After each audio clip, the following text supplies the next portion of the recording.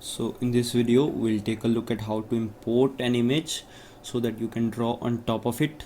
This is really good if you're trying to draw over a sketch or maybe a floor plan that you received as a JPEG or PDF, and that way you can draw on top of it using it as a reference. So to get started here, let's go to File, then Import. Just make sure our format is set up to all supported image types, and let's make sure we are using it as an image, not as a texture or use as new match photo. And the image that we are taking a look at is this floor plan image here, and the tip that you want to know here is to know a distance in the image itself. So in this case there are dimensions here, so I know that this dimension here is 20 foot 4 inches. So you could also try to measure, let's say you know what the width of a doorway is, but it's not gonna be as accurate, so it's always better to use the longest distance possible. So now we'll click import. That's a good habit. I always like to start importing from the origin point, so click and release here. Now I move my cursor to the right, and actually if I knew the width of the paper and did the scale factor for you, you could actually type in the dimensions here or the width if you know it, but in our case let's just click just to sort of get the image in the model space. When you import as an image, it's similar to importing a surface, putting a texture on it and then grouping it. So I kind of think of an image in that case that it's an image that you can't sort of open, and it's sort of grouped or isolated. I should say that it's sort of like locked. Think of it like a locked group.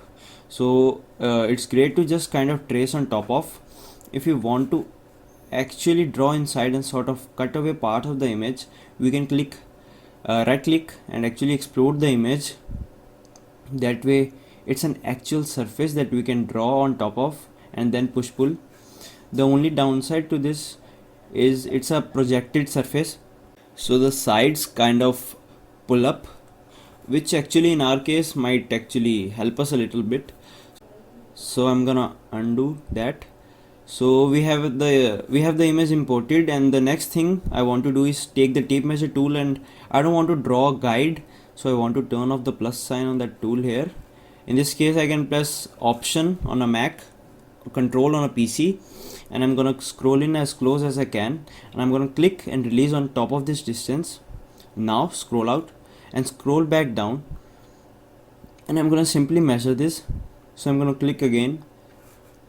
Sketchup is telling me that my distance is a little over 42 feet, which is incorrect. I want it to be 21 foot 4, which I'll type into the keyboard and then press enter. By pressing enter, Sketchup will ask us to resize the model, and it's gonna scale everything based off of that measurement. So there I can click yes. It looks like the model disappears. It's not gone. It just went lower down onto the screen because of the scale. So we can click the zoom tool here to see that better. So now if we take the tape measure again, we can measure this distance and see pretty close to that 21 foot 4, and now even over here we can measure the 17 feet 8, and yeah, we're pretty close. So if you're doing a conceptual model where the precision and accuracy isn't important, so you know it's about just modeling the walls and getting it close, then you can draw all right on top of this, it doesn't matter. But if you're looking to use it as a base and create a more accurate measurement, the next step you could do is actually create guides on those specific distances. So once the image is here, we can save it and then we can move on to the next steps. So that's pretty much it for this one. Keep watching this series. Thank you.